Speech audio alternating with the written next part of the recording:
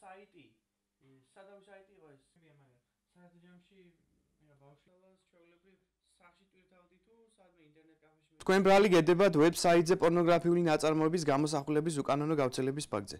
დანაშაული გათვალისწინებული საქართველოს სისამართის კოდექსის 255 მუხლის პირველი ნაწილით. უკანონოდ ატვირთე და გავრცელე პორნოგრაფიის შემცვლელი მასალები. პორნოგრაფიული ნაწარმოების ან გამოსახულების უკანონო გავრცელებაში. თბილისში, ქუთაისში, ზუგდიდსა და ბათუმში კომპლექსურად ჩატარებული ოპერატიულ სამძებრო და საგამოძიებო ღონისძიების შედეგად 19 სხვადასხვა ვებგვერდზე პორნოგრაფიული ნაწარმოების უკანონო გავრცელების და რეკლამირების ფაქტზე გამოვავლინეთ და სისხლსამართლებრივ პასუხისმგებაში მივეცით 40 პირი. რომლებმაც შემოსავლის მიღებისა და ვებსაიტების პოპულარიზაციის მიზნით პორნოგრაფიული, მათ შორის არასრულწლოვანთა გამოსახულების შემცველი ვიდეო ფაილები ვებსაიტებზე ატვირთეს, რითაც საჯაროდ ხელმისაწვდომი გახადეს ინტერნეტ მომხმარებლისათვის. მათ მიერ ინტერნეტში ატვირთული პორნოგრაფიული ხასიათის ვიდეო ფაილები შეუზღუდავად ვრცელდებოდა ბოლო პერიოდამდე.